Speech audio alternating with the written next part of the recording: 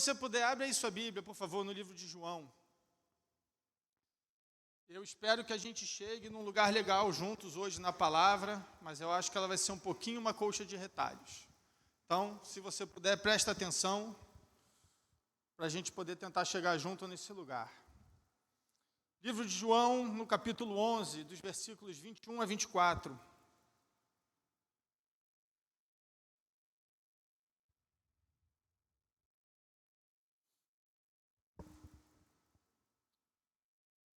Amém?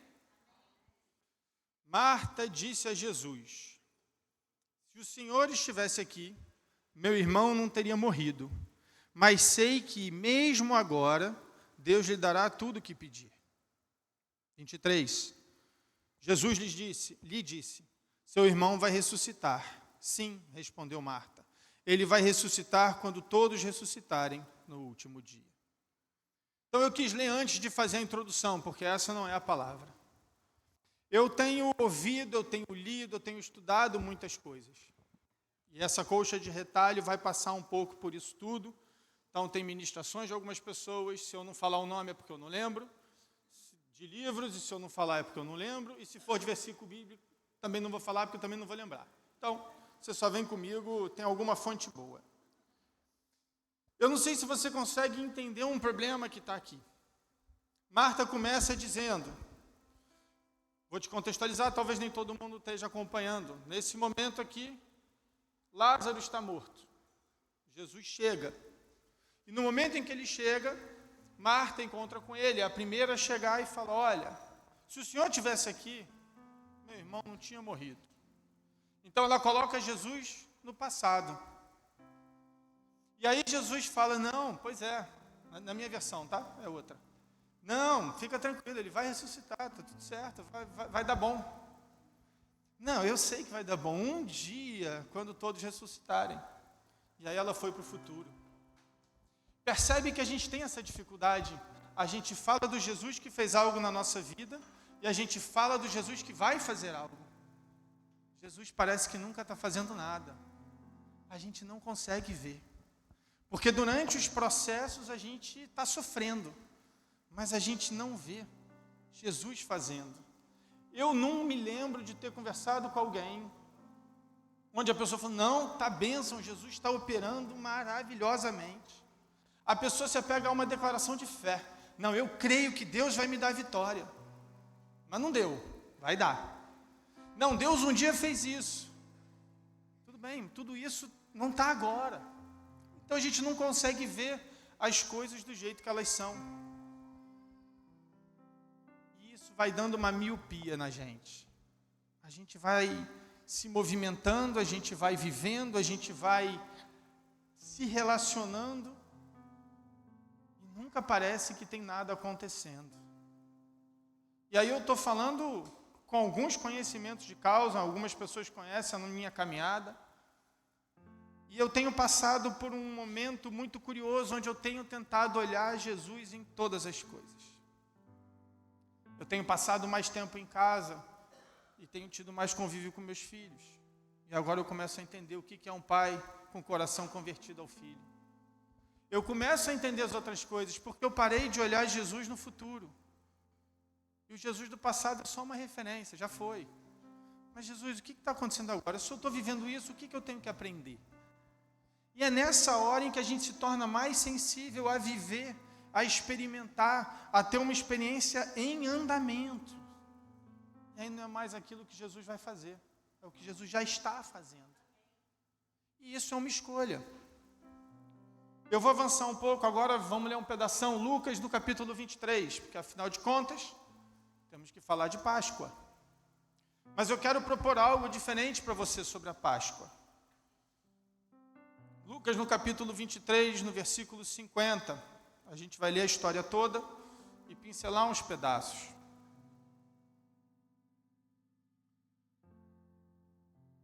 Versículo 50, Lucas 23, 50. Havia um bom homem e justo, um homem bom e justo, chamado José, membro do conselho dos líderes do povo, mas que não tinha concordado com a decisão e os atos dos outros líderes religiosos. Era da cidade de Arimateia, na Judéia, e esperava a vinda no reino de Deus. José foi a Pilatos e pediu o corpo de Jesus. Desceu o corpo da cruz, enrolou-o num lenço de linho e colocou num túmulo novo, escavado na rocha. Isso aconteceu na sexta-feira à tarde, no dia da preparação, quando o sábado estava para começar. As mulheres da Galiléia seguiram José e viram o túmulo onde o corpo de Jesus foi colocado. Depois foram para casa e prepararam especiarias e perfume para ungir o corpo. No sábado, descansaram, conforme a lei exigia. A gente vai continuar, não fecha sua Bíblia não, mas vamos começar aqui, aí devagarzinho, para a gente, daqui a pouco, pegar o ponto. Jesus já tinha sido morto. Se você voltar um pouquinho, você vai ver que ele é morto por volta das 15h. No livro de Êxodo, acho que no capítulo 29, não procura, porque eu não sei se é, mas é Êxodo, vai ensinando sobre os sacrifícios e as rotinas.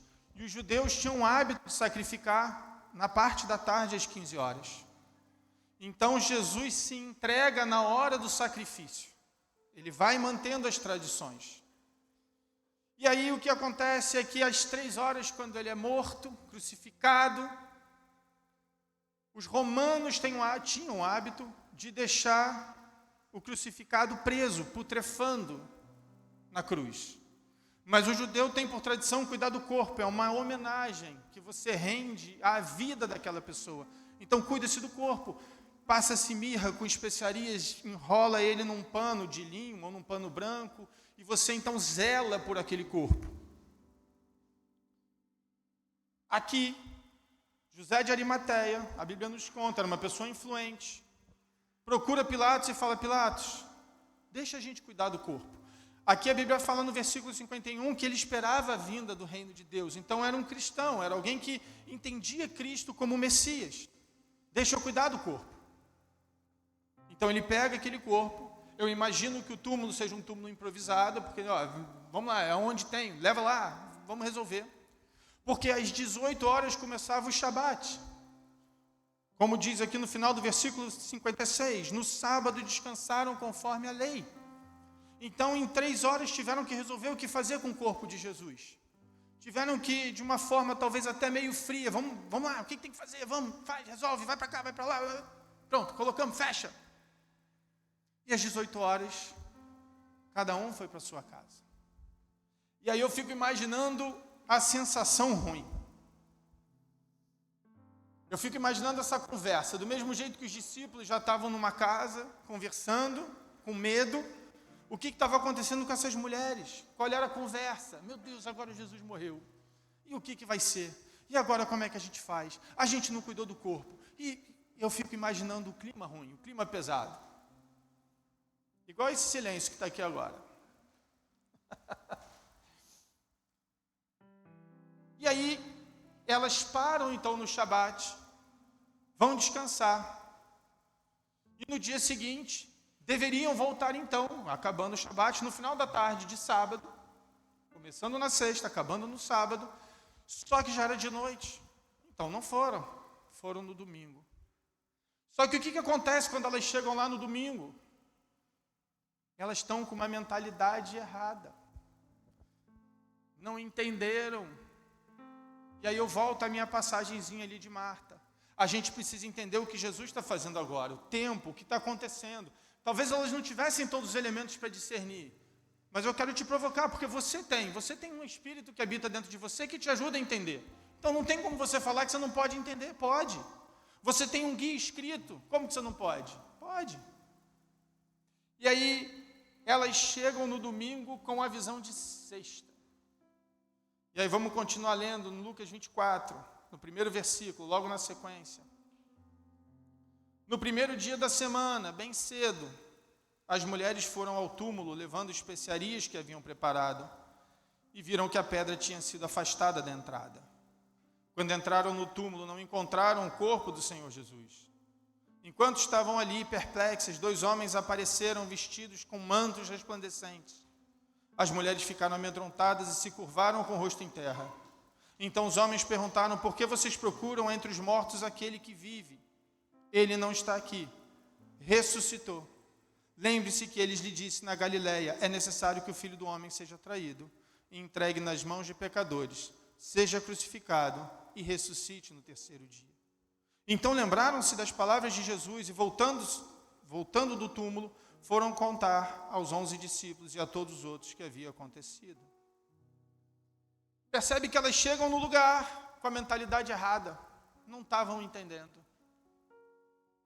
E o que eu quero começar a conversar é que existe um mistério. Os católicos se referem à sexta como a sexta da paixão e o domingo da ressurreição. Não é isso? Não, calma, você me cortou. Eu não falei do sábado. Só falei da sexta e só falei do domingo. Obrigado. Mas tem algo que acontece no meio. Tem a sexta, tem o sábado. Se a gente não entende o sábado, o domingo perde toda a importância. E a minha proposta, o meu ponto aqui é que a gente possa pensar um pouco sobre o sábado, sobre o Shabat. Vou voltar só para a tradição judaica para a gente voltar aqui. Os judeus tratam esse período, essa festa, como Pessah. Não sei pronunciar, não precisa me corrigir. Pessah, que significa passagem ou passar por cima. Então você vai lembrar que a 10ª praga do Egito era a morte dos primogênitos, e a orientação era passar o sangue de um cordeiro no umbral da porta, para que o anjo da morte passasse e não pegasse os primogênitos. Ali começou a festa judaica, ou a tradição judaica de Pessah, da celebração da liberdade do povo do Egito, da celebração da vida e tudo mais. A Páscoa cristã não. A Páscoa cristã ela é diferente, porque obviamente tem um elemento do Cristo, mas ela não é uma celebração comum, porque nós não estamos celebrando o começo de uma religião. A Páscoa simboliza o início do relacionamento. A Páscoa não simboliza uma ida ao homem a Deus, ou o conhecimento do homem a Deus. Não. Se você entende a Páscoa assim, eu quero te ajudar a pensar de outra forma. A Páscoa é a celebração de Deus vindo ao homem. Essa é a mudança, e não é simples. É porque quando o homem não pode mais fazer nada para ir para Deus, Deus manda o seu Filho para chegar perto do homem. E a Páscoa é esse símbolo.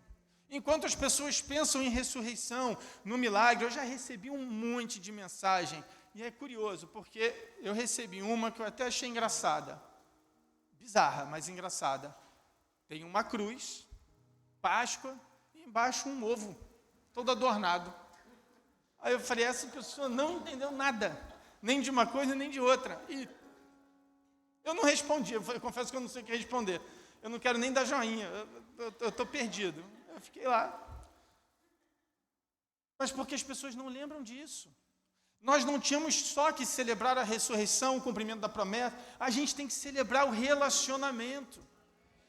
A Páscoa marca para a gente isso. Não é uma doutrina, não é sobre sermos denominação A, B ou C. Não, é a celebração do relacionamento com o Senhor. E é diferente. Então, quando a gente começa a entender essas pequenas coisas, a gente começa a entender que depois da sexta, teve um sábado, e antes do domingo, teve um sábado. Para você entender que o sábado ele é um lugar diferente, é um momento do tempo muito diferente.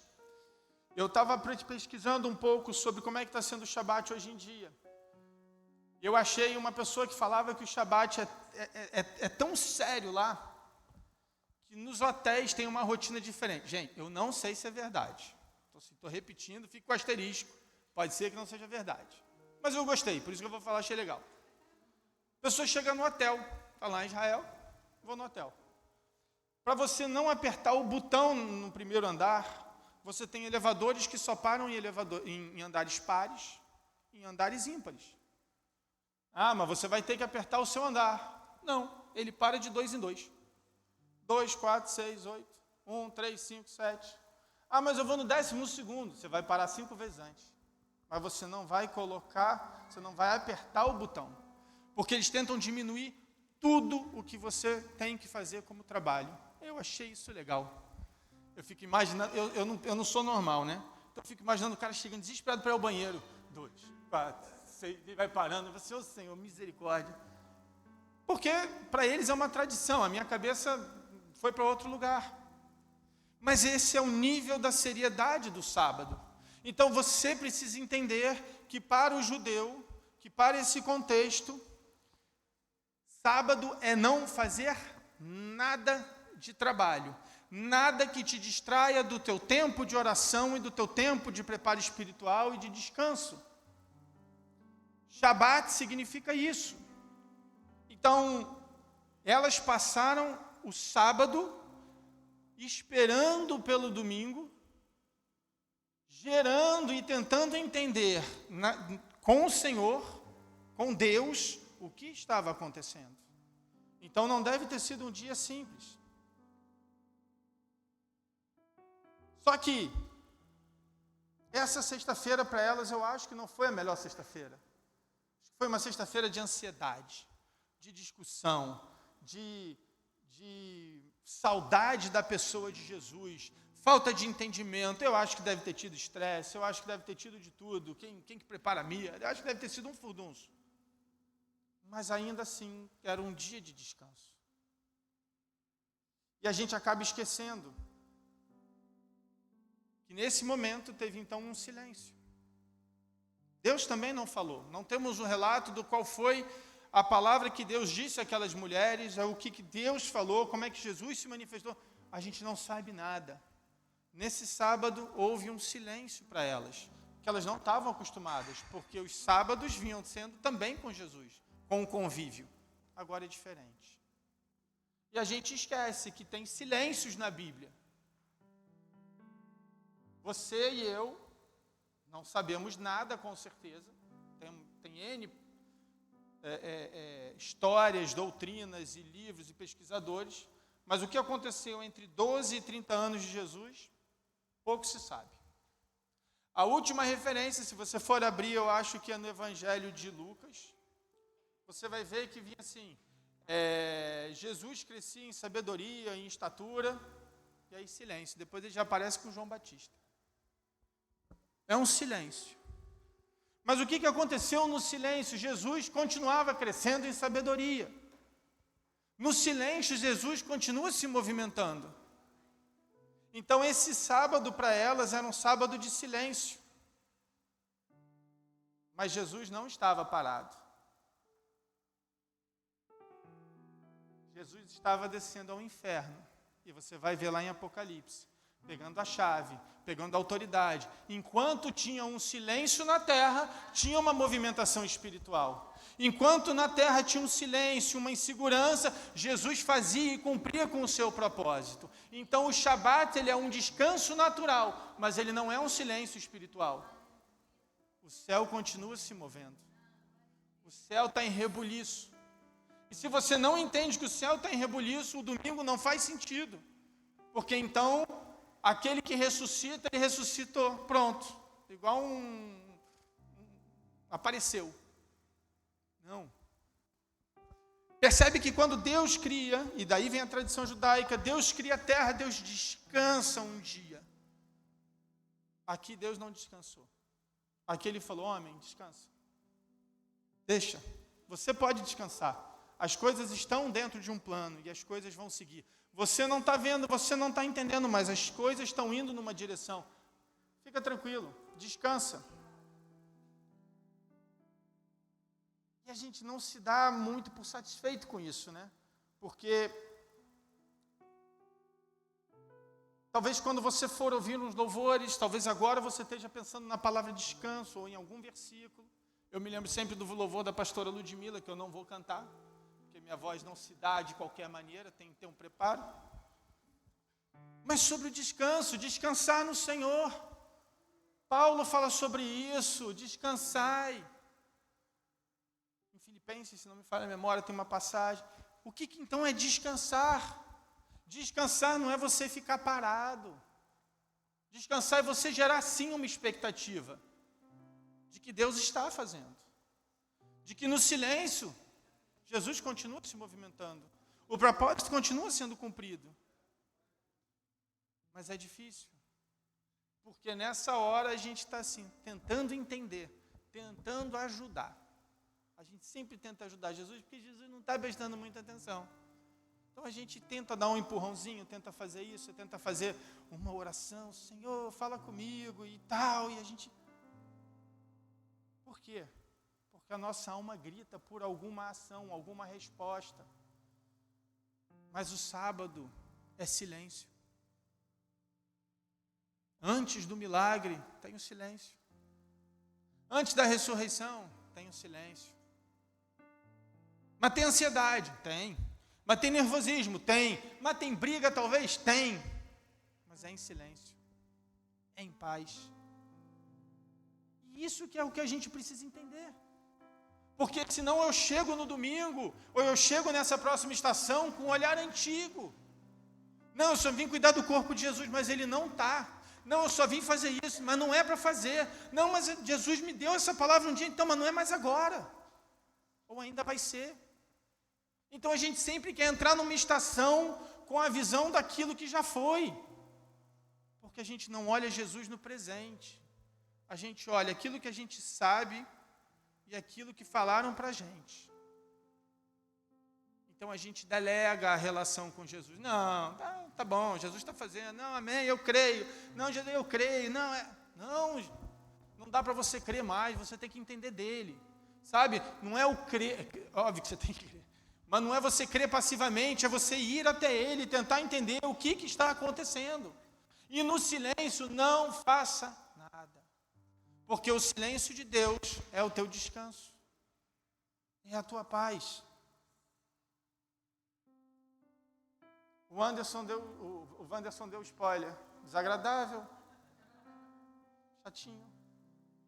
Ele falou, é o sábado de aleluia. Tem gente que chama de sábado da bênção. Por que ele é o sábado da bênção? Porque está preparando a ressurreição. O sábado é o preparo para o milagre.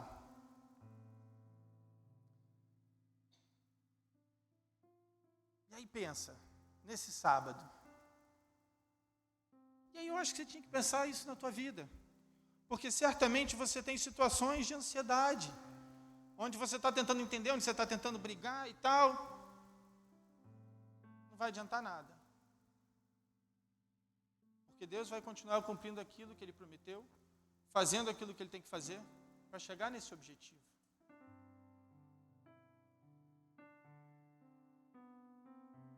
Tem uma frase que eu gosto muito, eu não sei o autor, eu anotei.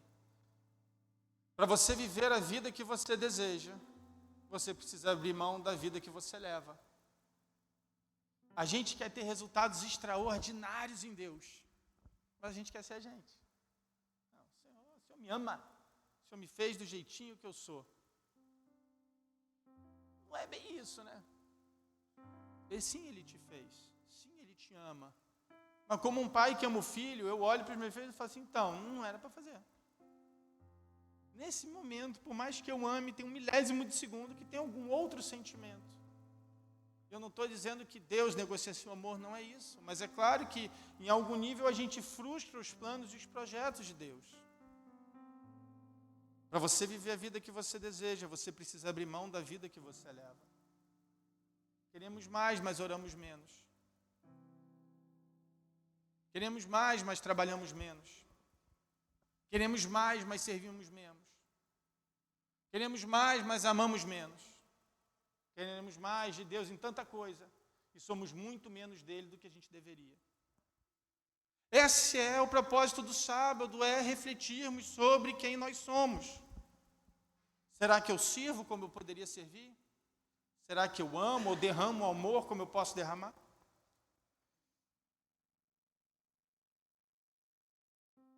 E aí você precisa entender as mudanças.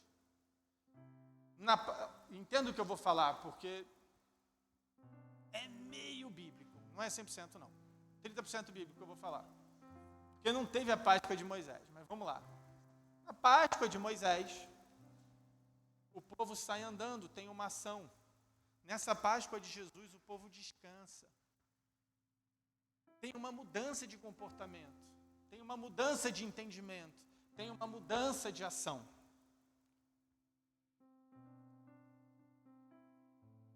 E aí, a gente vai ter que achar um lugar que vai combater uma religiosidade dentro da gente. Porque não é mais... Porque no primeiro sábado, no primeiro momento de descanso que você vai ter, é como qualquer lugar. Plano de leitura da igreja. Primeiro dia, adesão 100%. Segundo dia, 99%. Terceiro dia, 80%. Quarto dia, 20%. No quinto dia, só ficam aqueles que terminam. Porque a gente vai abandonando. A gente vai abandonando essas disciplinas espirituais. A gente vai deixando para lá o jejum, a gente vai deixando para lá a oração, a gente vai deixando para lá a consagração, a meditação. A gente para. E o convite é o sábado da bênção, é o sábado do alinhamento, para que no domingo eu entenda o milagre. Senão eu também não entendo o milagre. Aconteceu, e virou banal. Tem gente que... Essa semana eu conversei com uma pessoa, e é muito curioso, porque a pessoa contou uma bênção maravilhosa, mas falou assim de um jeito. Eu falei, cara, alguma coisa está errada comigo. Falou assim, um troço maravilhoso, tipo assim, fui promovido, ganhei um negócio, aquela coisa toda, que você fala, cara, naturalmente, eu conheço a pessoa, eu falei assim, nem era para você ter isso tudo não. Não é assim, não vou mentir, pensei, não, nem era, você não é tão bom assim, você não... Tá bom, é um cara cristão, é um homem temente a Deus, um homem correto. E aí você olha e você fala assim, cara, então, Deus te agraciou com algo maravilhoso e você não entendeu o que era Deus fazendo. E foi aí que eu comecei a falar com ele sobre o momento da contemplação. Eu falei, cara, você não entendeu o que Deus está fazendo.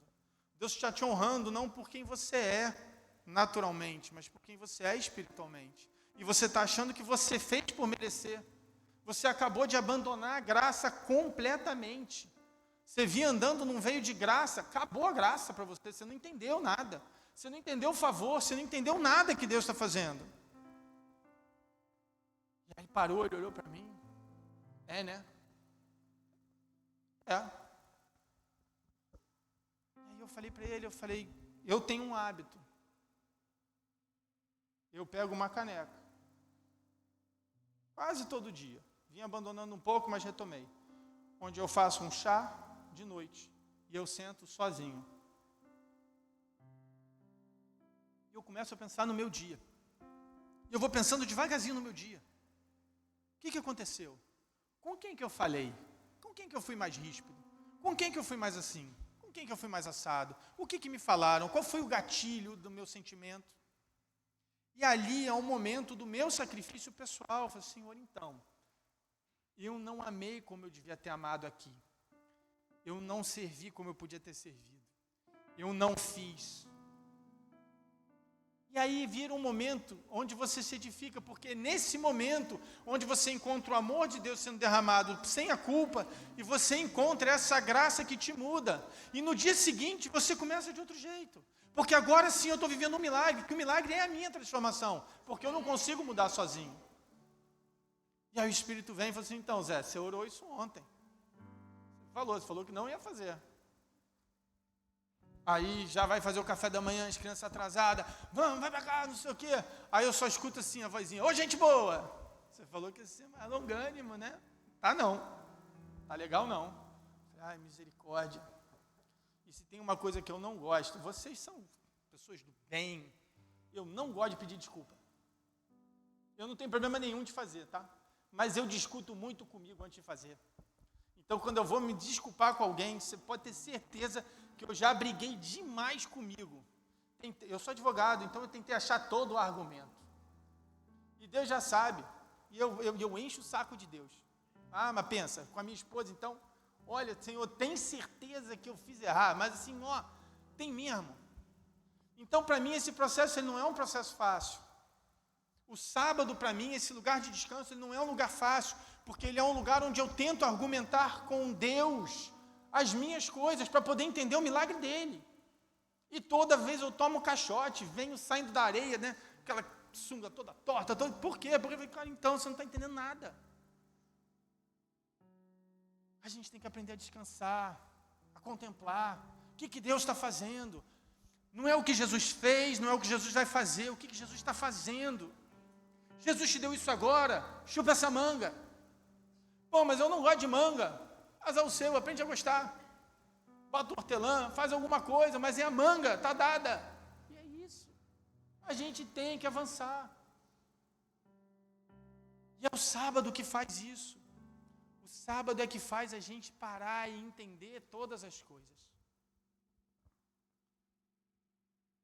Eu pedi para prepararem a ceia, não é para pegar. E eu quero ler uma passagem para levar a gente à ceia. Passagem que você conhece, se você puder abrir em Mateus 26, por favor.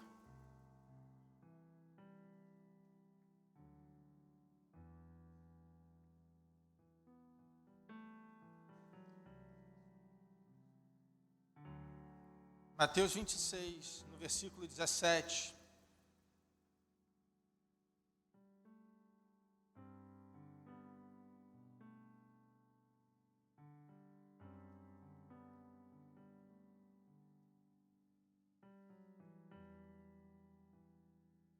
No primeiro dia da festa dos pães, sem o fermento, os discípulos vieram a Jesus e perguntaram: onde quer que preparemos a refeição da Páscoa? E ele respondeu: assim que entrarem na cidade, verão determinado homem. Digam-lhe: o mestre diz, meu tempo chegou, e comerei em sua casa a refeição da Páscoa com os meus discípulos. Então os discípulos fizeram como Jesus havia instruído, e ali prepararam a refeição da Páscoa. Pula, por gentileza, até o versículo 26. Mateus 26, 26. Enquanto comiam,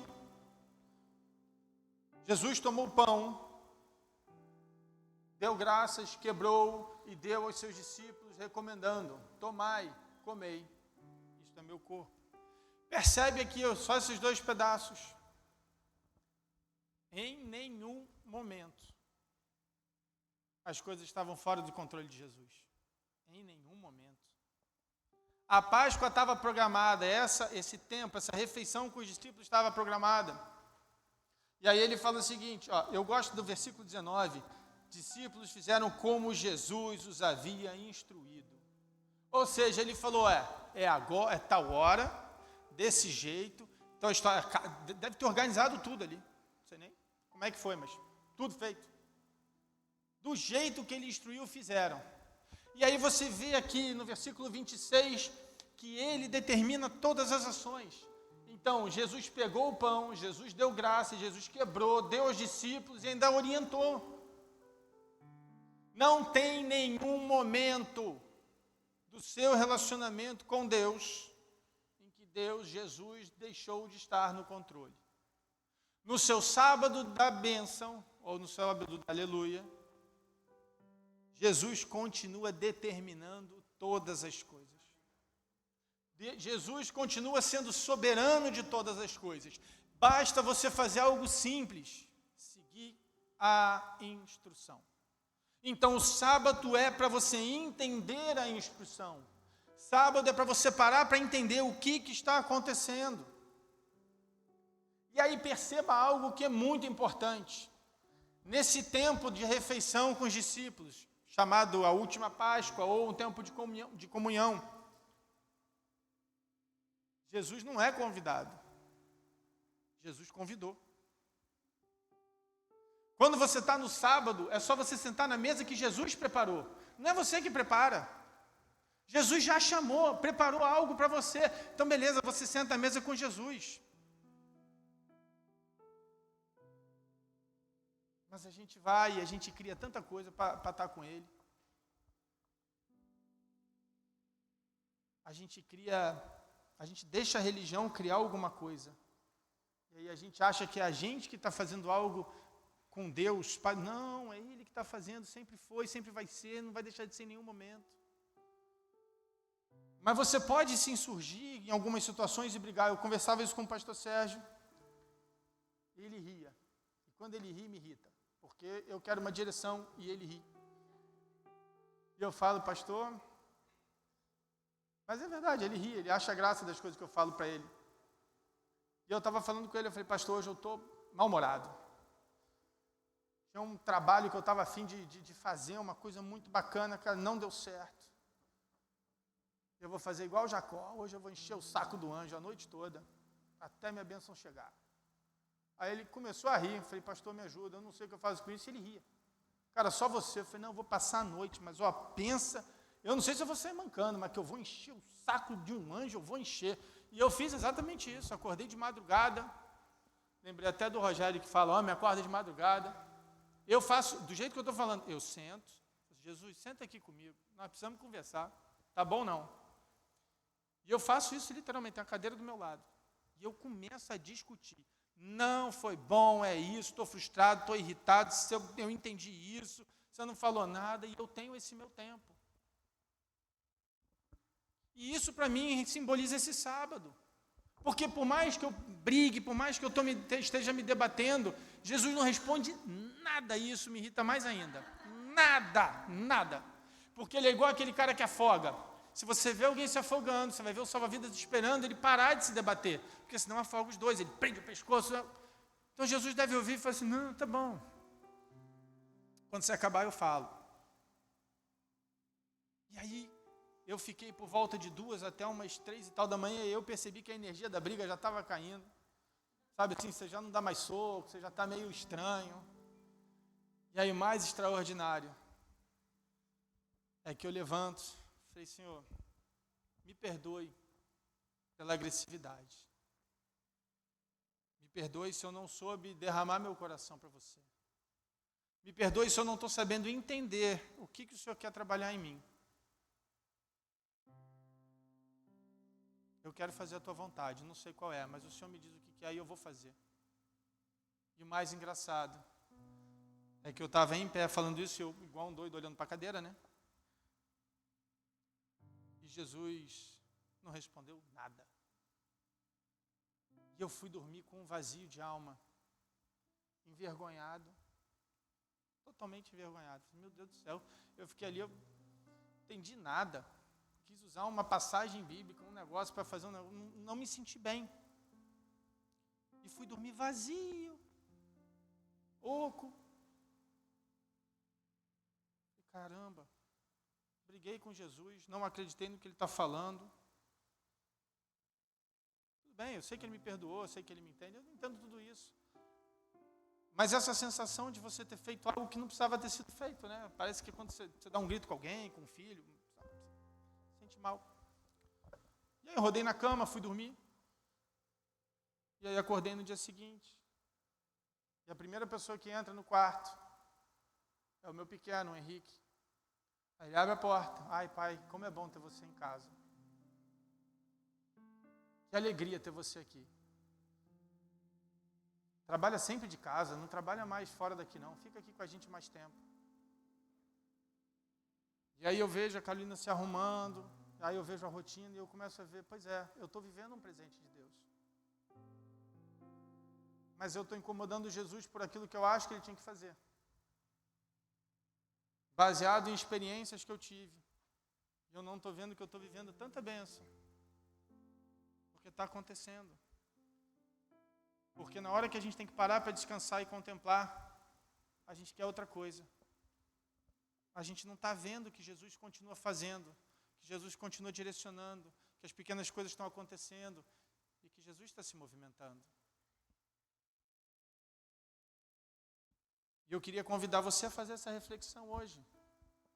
Porque Deus não deixou de cuidar do seu trabalho, Deus em nenhum momento deixou de cuidar da sua saúde, dos seus filhos, do seu trabalho, da sua casa, da sua família, em nenhum momento. Ah, mas para mim não está fazendo sentido nenhum. Então descansa. Vai para o sábado. Para você entender o milagre, você tem que passar pelo sábado, senão não tem milagre. Senão é só uma ressurreição que se celebra porque todo mundo celebra. E aí misturam cruz, ovo, por isso que eu quis aqui dar aquele exemplo, aí vira bagunça. Não. A ressurreição do Cristo, a Páscoa, ela não pode ter um significado mundano para você ou comum. Não pode. Significa que você então não entendeu. Então vai para o sábado.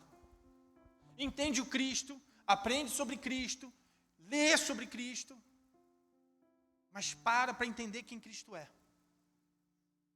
E aí você vai entender os milagres que Ele tem feito, dia após dia na sua vida. Que começa pelo milagre do ar que você respira. Que continua talvez por você ter uma casa, uma cama, comida. Essas são pequenas coisas que nós não somos gratos, mas continua sendo cuidado de Deus. Continua sendo Deus fazendo. E aí eu só acho que milagre é algo extraordinário. O extraordinário é o Deus Altíssimo falar com você. O extraordinário é Ele se fazer homem para morrer por você. Isso é extraordinário. E só consegue entender quem passa o sábado meditando, adorando, quem para contemplar, quem para entender o Evangelho verdadeiro.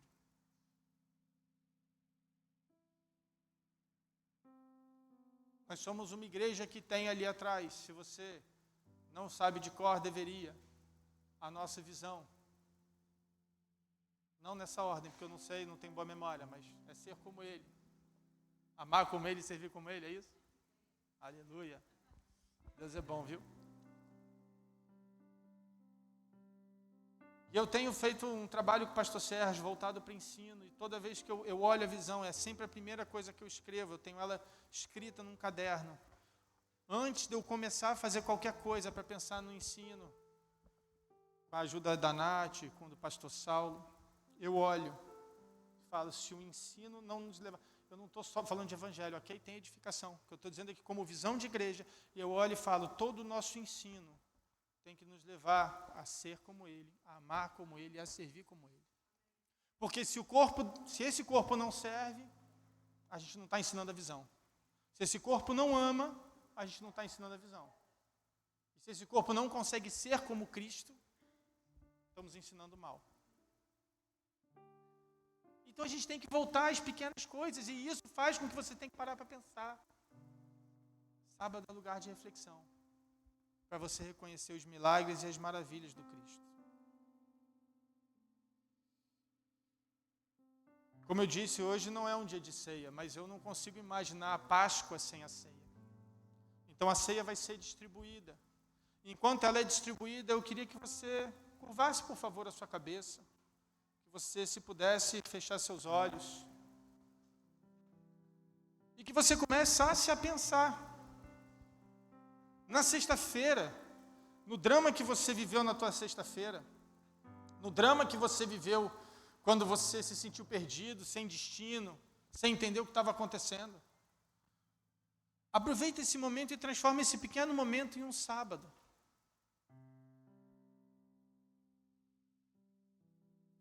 Porque em nenhum momento Deus te desamparou. No silêncio, Jesus continua fazendo. Jesus continua se movimentando na direção determinada no plano maior de Deus.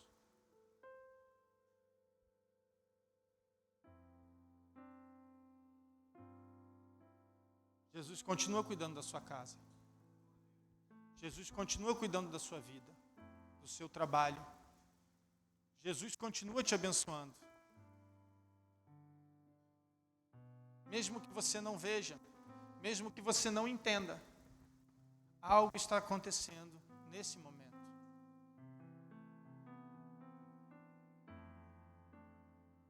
E o Evangelho não é sobre a sua capacidade de entender, é a sua capacidade de viver.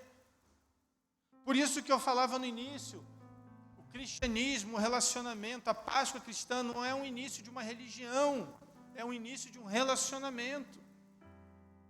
O Cristo ressurreto muda a sua vida, muda o teu destino. Porque muda quem você é. Então é relacionamento.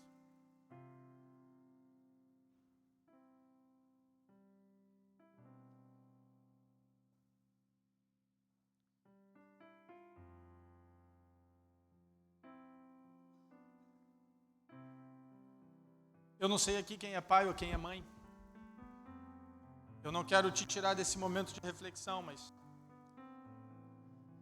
quando eu preparava, não só isso, mas quando eu estava lendo e meditando sobre isso, eu comecei a perceber no Henrique algumas características minhas. Mais do que na Carolina, porque como ele é menino, algumas coisas ficam mais gritantes para mim. Eu não sei se você já passou por isso, mas é muito ruim você olhar e você falou, não acredito que você está me imitando. Tanta coisa boa para você imitar, você vai imitar isso. E quando essa reflexão aconteceu, eu olhei o Henrique tendo uma reação mais ríspida, uma forma de falar mais agressiva, e eu me identifiquei nele. Seja porque ele me imitou, seja porque tem um DNA, não sei lá. E eu olhei e eu falei, cara, sou eu. E Deus me levou até o espelho do meu banheiro. E aí eu olhei para o espelho. E aí vira esse encontro profundo. E aí eu quero chamar também isso, obrigado, desse encontro, que também passa por um sábado, no momento de uma reflexão. E eu olhei e falei, meu Deus do céu, eu sou isso mesmo. E se ele está fazendo isso agora, é porque eu ainda faço isso. Na minha cabeça não, mas faço, porque se ele está imitando, alguma referência ele tem. E aí depois passa um tempo, e eu me dou conta, porque faz parte do processo, né? Eu me vi muito pior do que eu sou. E aí lá fui eu para minha madrugada, falei, ô Senhor, você não consegue arranjar ninguém melhor não? Ninguém melhorzinho, podia ser alguém melhor do que eu, meu Deus do céu, não acredito que eu ainda falo assim com as pessoas. E aí, é que eu estou querendo ser simpático comigo, não foi assim. Senhor, não é verdade que ele parece comigo. A minha alma está gritando, eu não estou legal, nada. Eu briguei com Deus ainda para chegar nessa conclusão, mas eu estou resumindo um tempo. E aí, essa é a hora onde a gente se esvazia. E aí a gente para e aí você começa a se esvaziar desse momento. E aí no momento onde você se acalma, você começa a lembrar daquilo que a própria palavra fala. Deus é um Deus de confusão. A oração de Maria para Isabel, Deus inverte tudo. Pega quem não é para transformar quem é. Deus inverte, quem é do povão vai mandar, quem vai mandar vai para o povão, e ele inverte, ele sacode o coreto todo. E aí você passa a experimentar coisas que você fala. Pois é, a única coisa que Deus precisa é alguém quebrantado a ponto de querer mudar. E eu não sou melhor que você em nada. Mas é a reflexão do sábado. E aí eu consigo olhar para quem eu sou e eu consigo agora reconhecer em mim o milagre de Cristo, a ponto de olhar para uma outra pessoa e olhar para ela e falar assim, cara, então deixa eu te falar como é que Cristo fez na minha vida. Cristo me mudou assim, assado, cozido, frito, fez tudo isso aqui. Só que se a gente não para refletir, não é mais milagre, a gente vive qualquer coisa. Aí é cruz com ovo. Na mensagem da Páscoa, não é mais cruz. A mensagem é vazia. O evangelho que a gente prega não tem nada.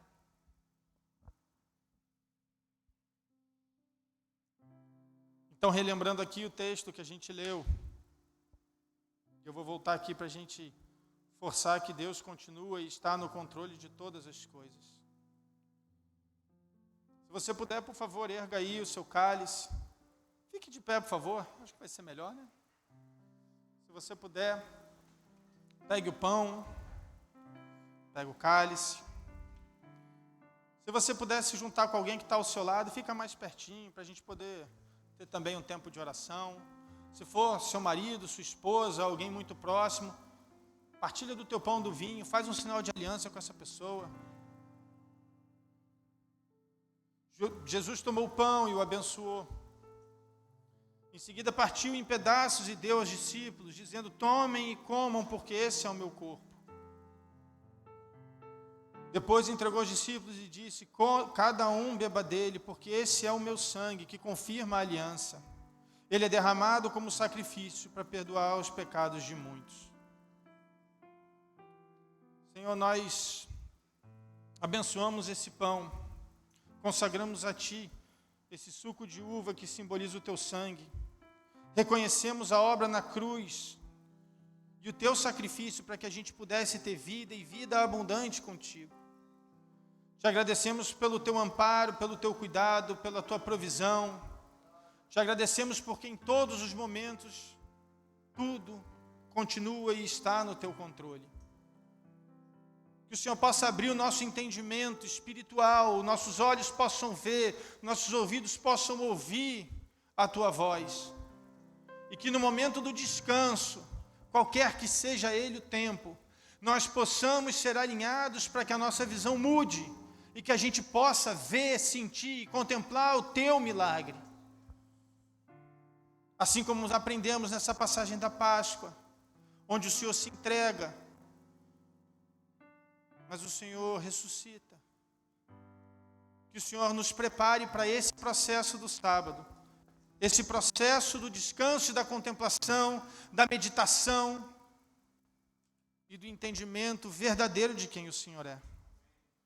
Que a Tua presença nunca se afaste de nós, que o Teu Espírito tenha liberdade para se mover nas nossas vidas, que o mais distraído de nós consiga perceber o mover do Teu Espírito, e que nós possamos ter tempo de entendimento do Senhor, da Tua vontade e da Tua palavra.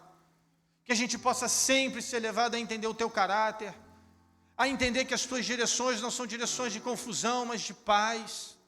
Que os sentimentos e aquilo tudo que a gente ouve, lê e estuda na Bíblia se vire uma verdade nos nossos corações, seja impresso na nossa mente, para que a gente sempre entenda e que a gente veja que as coisas que estão acontecendo, acontecem à luz da Tua palavra.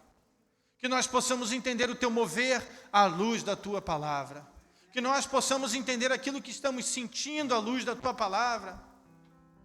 E por isso pedimos para que o Teu Santo Espírito esteja conosco o tempo todo.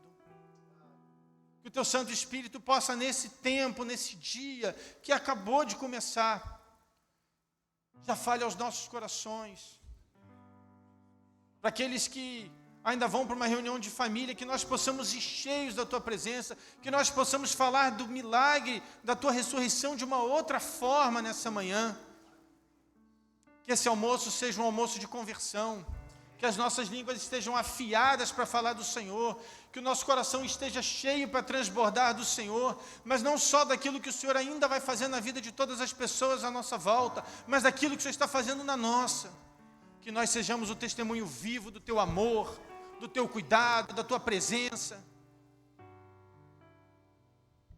Por isso, Senhor, essa não é uma ceia comum, que ao tomar desse suco de uva, que simboliza o Teu sangue, ao comermos esse pedaço de pão, que algo no nosso interior comece a mudar. Que o Teu corpo realmente se misture ao nosso. Que nós possamos ser mais do Senhor e menos de nós mesmos.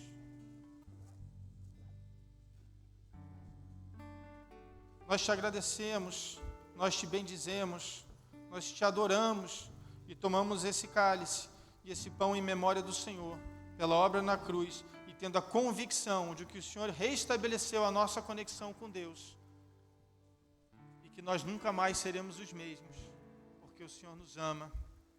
Aleluia. Se você puder, coma do pão, tome do seu vinho.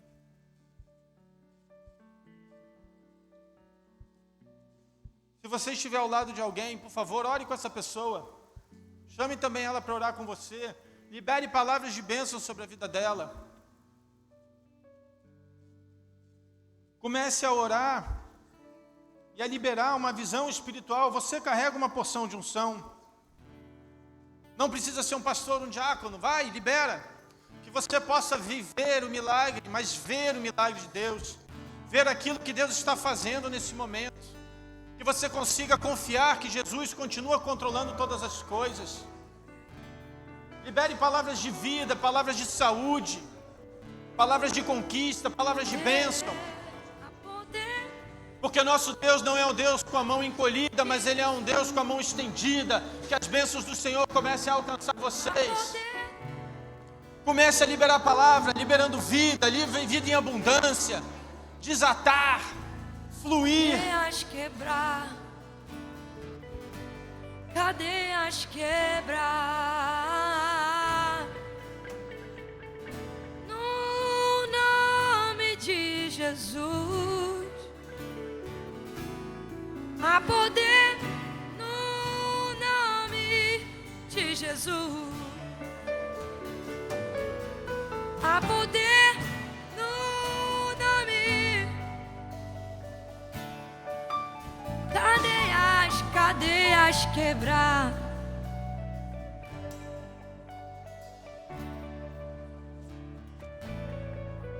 poder no nome, há poder,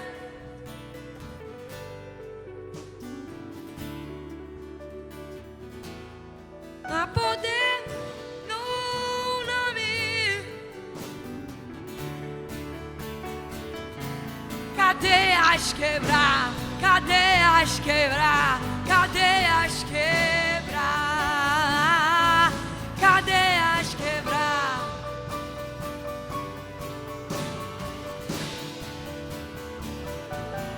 Há poder no nome de Jesus, há poder,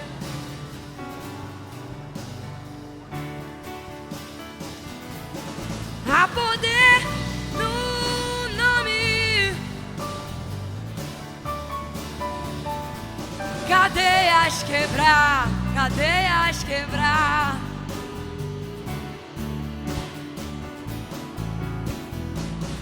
Ouço cadeias quebrando,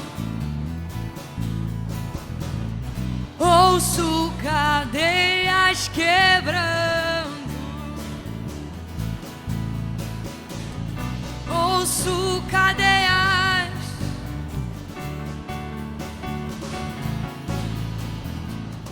ouço cadeias.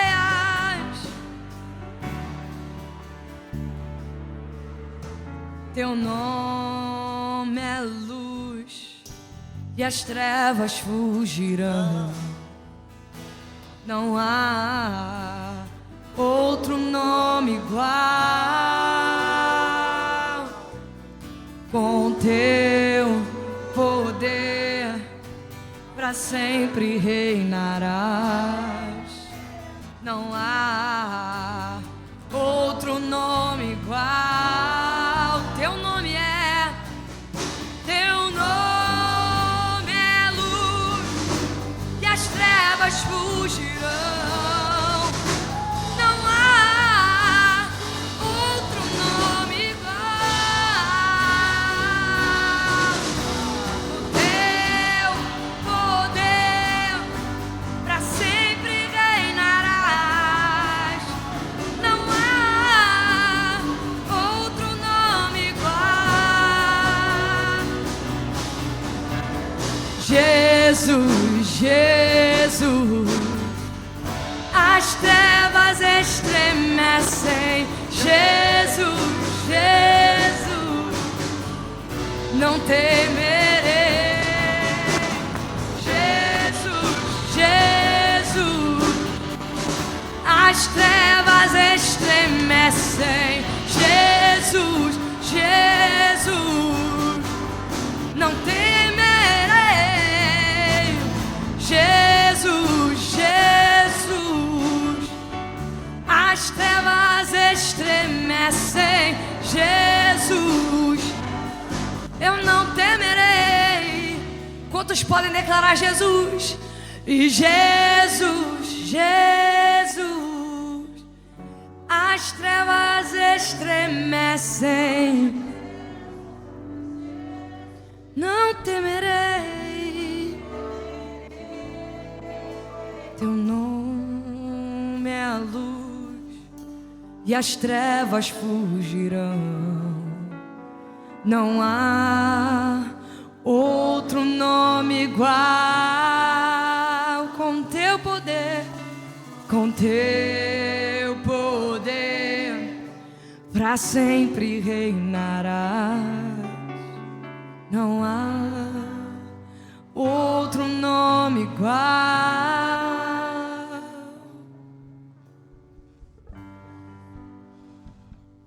João escreve uma passagem muito bacana para nós no livro de Apocalipse. João diz assim: quando me voltei para ver quem falava comigo, vi 7 candelabros de ouro, e em pé entre eles havia alguém semelhante ao Filho do Homem. Vestia um manto comprido com uma faixa de ouro sobre o peito. A cabeça e os cabelos eram brancos como a lã e a neve, e os olhos como chamas de fogo. Os pés eram como bronze polido, refinado numa fornalha, e a voz ressoava como fortes ondas do mar. Na mão direita tinha 7 estrelas, e de sua boca saía uma espada afiada de 2 lados. A face brilhava como o sol, em todo o seu esplendor. Quando o vi, caí a seus pés como morto. E ele, porém, colocou a mão direita sobre mim e disse: não tenha medo, eu sou o primeiro e o último. Sou aquele que vive. Estive morto, mas agora vivo para todo sempre, e tenho as chaves da morte e dos mundos dos mortos. Esse daqui é o que está à frente da tua vida. Pode descansar, porque enquanto você acha que nada está acontecendo, Ele foi lá e pegou a chave da morte. Enquanto você acha que o seu milagre não está chegando, Ele está desatando. Enquanto você acha que Ele não está fazendo, Ele já está realizando. É só descansar.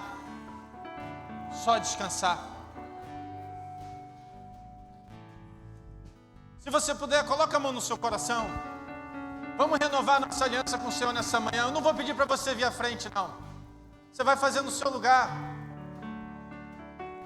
E se você puder, repete comigo: Senhor Jesus, eu te reconheço, eu te recebo como meu único, suficiente, Salvador, provedor.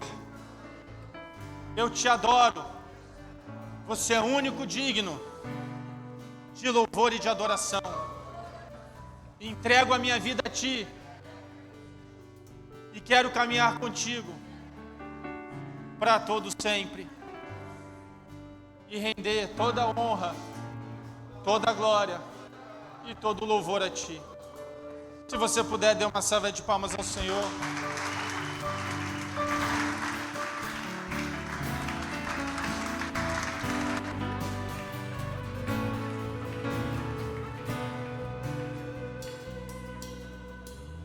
Que o Senhor abençoe o seu domingo, que você ainda tenha um domingo maravilhoso com amigos e com familiares, que você possa ser usado e usada como um agente de transformação, que você ainda fale do que Jesus está fazendo, que você mude o entendimento da ressurreição e do domingo da ressurreição para as pessoas à tua volta, que você tenha uma semana de vitória, cheia da presença de Deus, e que no domingo que vem você venha aqui e conte testemunhos maravilhosos daquilo que o Senhor fez na sua vida.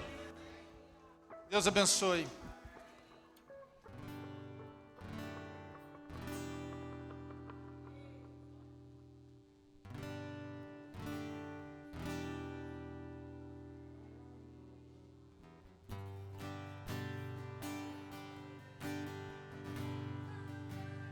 Atenção, homens, por favor. Vamos nos reunir aqui na sala rapidamente, somente 5 minutos.